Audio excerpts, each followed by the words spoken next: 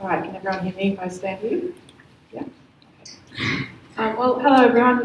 As it just was mentioned, I'm Melissa O'Brien from the National Transport Commission. I work in the Productivity, Safety and Environment team, looking at some strategic projects at the moment, including Who Moves What Where. So Who Moves What Where, some of you will probably be aware that the NTC is reviewed every 6 years under the Act that we are established under.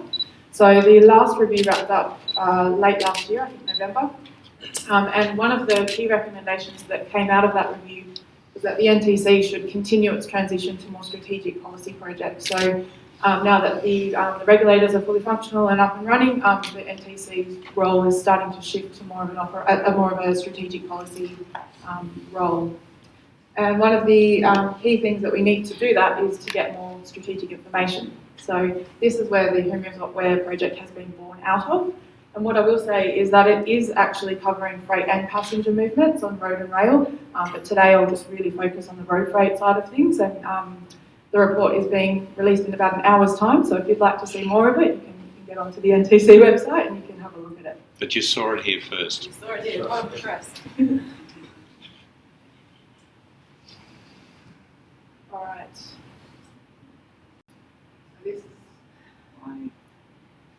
So the project is being delivered across 3 phases. You can see them outlined on the slide here. The first phase we've just, as I mentioned, completed as of today. Very exciting. With the release of the report. The next stage will really turn to, we've identified some gaps in information through delivering the report, and the next stage is looking at how we might fill some of those gaps and make some recommendations to ministers next year about better collaborating to improve the information that's available, not only to policymakers but to industry decision makers as well. So the report itself has drawn on about 150 different sources of information, and we've not created anything new. We've taken what's available, freely and publicly available at the moment, and we've consolidated all of that at a strategic level to create a picture, a snapshot, if you like, of what's happening in Australian land transport right now. So we've taken a lot of the information that the BRTRE have delivered and David's just spoken about. We've used some of the ABS survey of motor vehicle use, the freight movement study, and various other industry annual reports through to raw data sets, all sorts of things, and we've taken them all and we've knitted them together and created this report. So phase 3 finally will be taking the report itself, what we find out of the information gaps and how we think we might fill some of those, and actually going to Transport Infrastructure Council in November next year and making some recommendations around how we think we can improve the information that's available.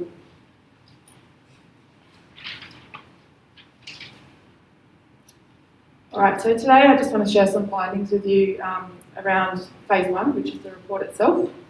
As I mentioned, we got a whole range of information sources. We bundled them up and we handed them over to a consultant. We asked them to make some sense of them for us. So what we found that was the information sources were largely focused on a transport mode, a geographic area, a time series. They came in different formats, so they were quite difficult to knit together. But what we have found is actually we've been able to compile a pretty comprehensive picture of what's going on out there at the moment. We asked probably 36 questions, I think, to the consultant, and they were able to answer all but about 3 of them. So they've done a really amazing job at pulling that all together for us.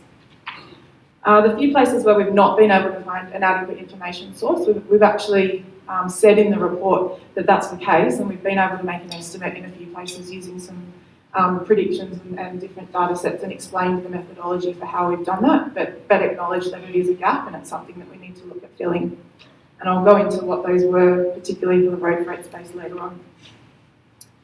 The other thing that we've found is that we can enhance the value of individual pieces of information and individual data sets by bringing them together, and that's been a really interesting thing to explore.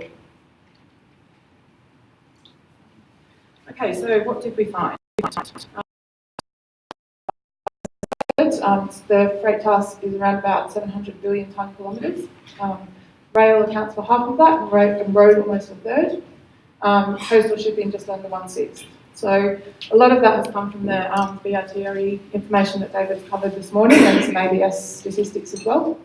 So going back to the doubling of the road freight task, we've actually found that, sorry, not road freight, this is overall freight.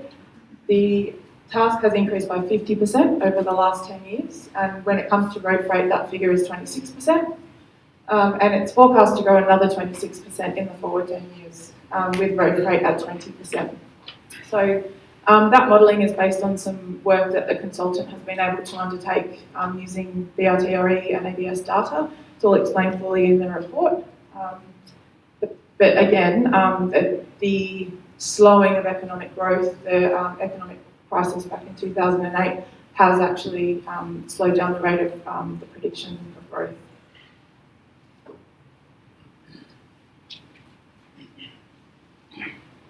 So we looked at the profile of the road freight industry, and as you'd all be well aware, it's a very diverse industry with a large number of small businesses, with the top three companies, Toll, Fox and K&S, making up 14% of the market share. It's a really difficult industry to profile because it's very hard to understand the contractual arrangements without sort of going into individual annual reports and picking things out as you go, which is one of the main gaps that we have identified through the report is the split between hire and reward and ancillary operators, which is nothing new to you in the room probably. But what we've been able to do is get some of the 2011 census data from the ABS. We commissioned a special data set from them, and we asked them to tell us who had reported that they were a driver in the 2011 census. And we broke that down by industries that were road operators or transport operators and that weren't transport operators. So what we were able to estimate from that was around about 58% of drivers worked in the transport industry itself, and therefore we considered hire and reward operators, and 42% working in non-transport sectors or ancillary. Actually, further on to this, we also discovered some Australian jobs data from the Department of Employment, which thankfully corroborated what we'd estimated, and they had said roughly the same figures, but then they'd also been able to say that couriers and postal deliverers were not surprisingly quite different, with 78% of them working in hire and reward positions and 22% working in ancillary businesses. So that was interesting. I think this makes for a really interesting read from a strategic policy perspective especially. This is figures from the ABS survey of motor vehicle use in 2014. So there were approximately 17.7 million vehicles registered on Australian roads. Of those, 19.1% were road freight vehicles. But when you start to break down the road freight vehicles themselves, 2.8% were articulated trucks, 13.8% were rigid trucks, and a huge 83.4% were light commercial vehicles. Now further to that, light commercial vehicles travel approximately 16,000 kilometres a year per vehicle, and they carry about 0.35 tonnes per trip. So they're carrying quite a light load over a lot of kilometres per vehicle. The average articulated truck is travelling just over 81,000 kilometres and carrying 24.7 tonnes per trip on average. So it's interesting that while much of the efficiency focus has been on heavy vehicles to date, there's actually a lot of work to be done in the light commercial sector as well, in terms of them being our most inefficient fleet at the moment. Sorry, how do you define light? It's a good question. Now you're testing me. So it is broader than just your courier postal delivery. So it can include things like utes, if you like, trade vehicles and things. So it is explained in the report that is the case, and you need to sort of read that with a little bit of. That's my understanding. The ABS data includes. Correct. Yeah. That's what. That's right. Yeah. So you do need to be a little bit wary when you're reading that information. Yeah, average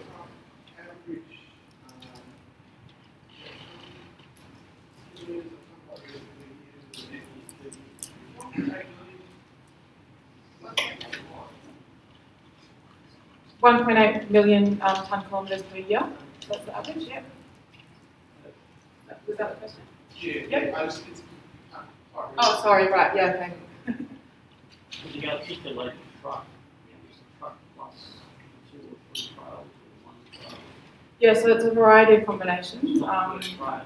Can't remember the exact definition, but it is more than one trailer, if you like, yeah. So this goes back to a little bit about what David was talking about before.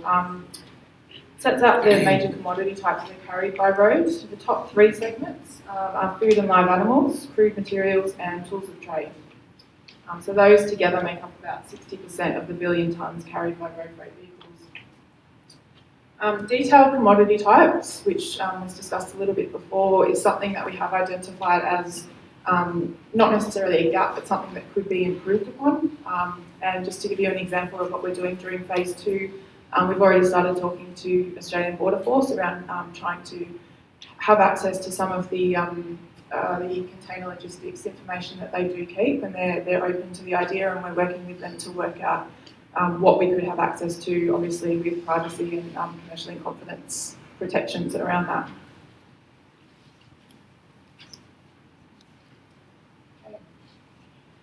So again, David touched on this, but what we've found is at the high level, we know about 20% of road freight moves within capital cities or major regional centres, which is quite a large number, and a further 10%, together 30% moving around those major capital cities and regional areas, and the remainder is moving between capital cities and between regions. This is just an infographic that we had created to try and reach a bit of a wider audience and get the message out a little bit further than perhaps we otherwise would have. So this will be available in the report and also on the NTC website. Please feel free to use it in any of your presentations or getting the message out to your own stakeholders. It has been quite useful in being able to just hand out at meetings and show people what's happening out in Australia. This one is only focused on freight, not passengers, so it might be more useful to you.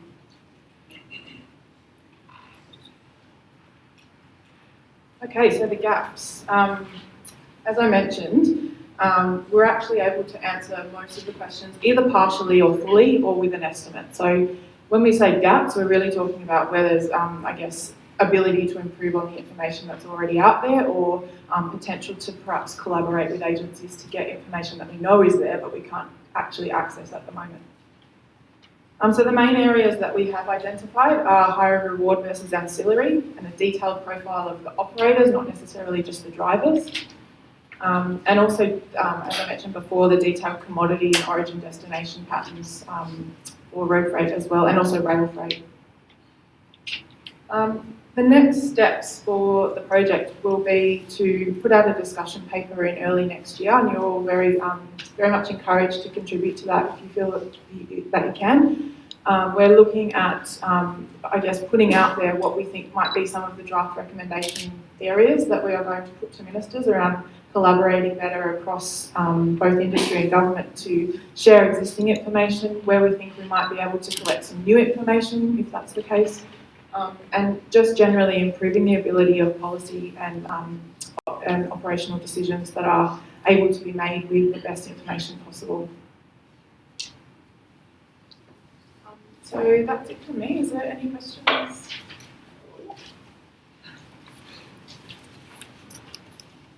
Yes, Melissa, I think reading your pie chart, I didn't quite catch the colours, but I think the food sector was 18%, is that Yeah. correct?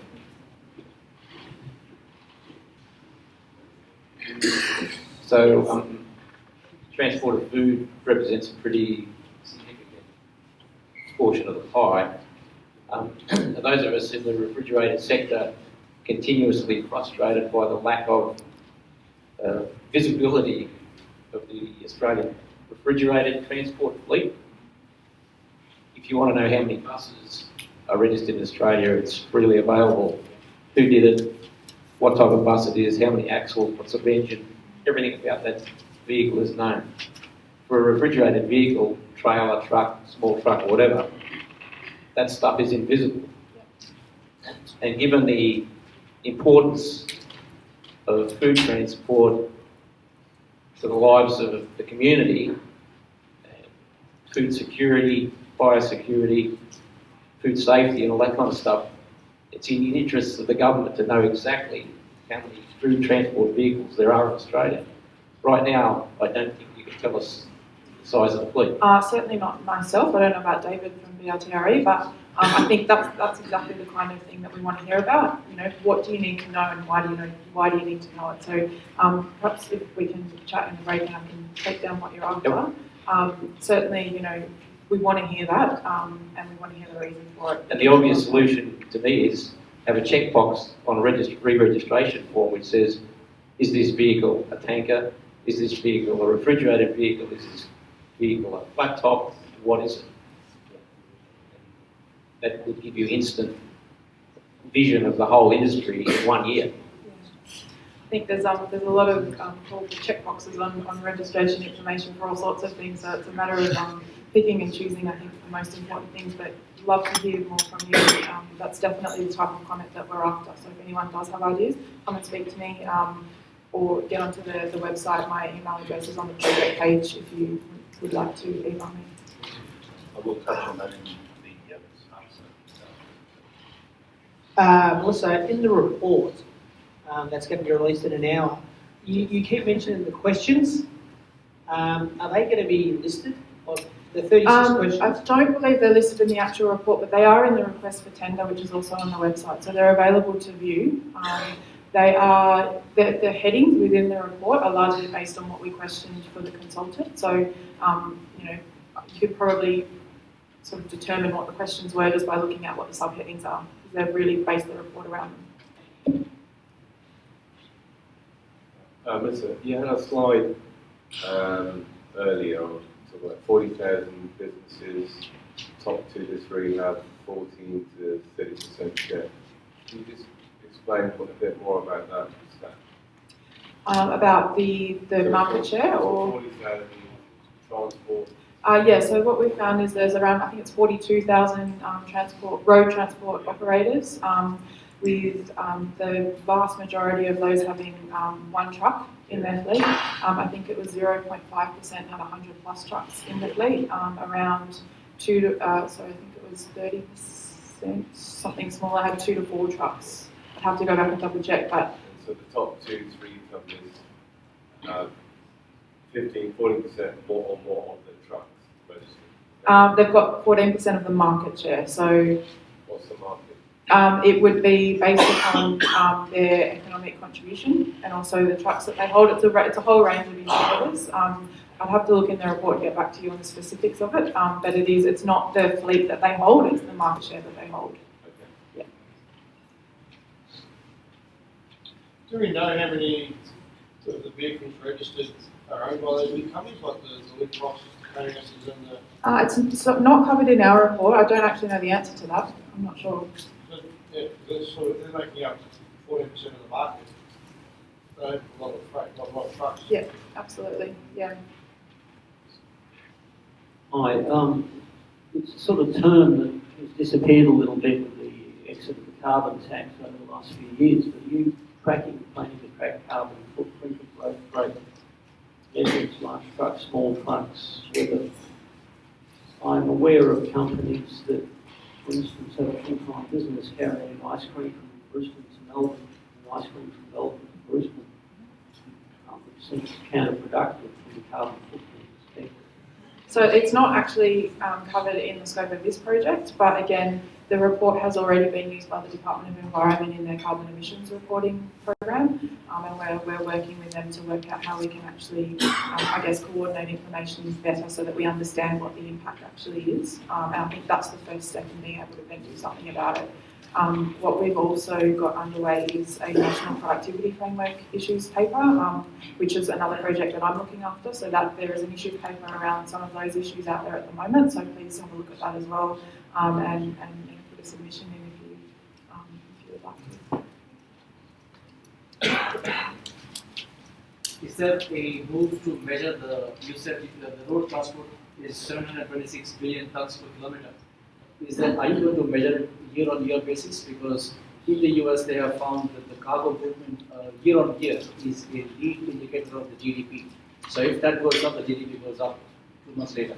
Yeah, so that will be an element of it, but the framework itself will cover a whole range of issues. So the issues paper that's out there at the moment talks about what we can potentially use as indicators of growing productivity. And of course, it's quite a complex area because, you know, more tonne kilometres isn't necessarily a sign of productivity all the time. If you're, you know, shipping bananas from Coffs Harbour down to Melbourne and then up to Queensland, you're going to be moving a lot of tonne kilometres, but it doesn't necessarily mean it's productive.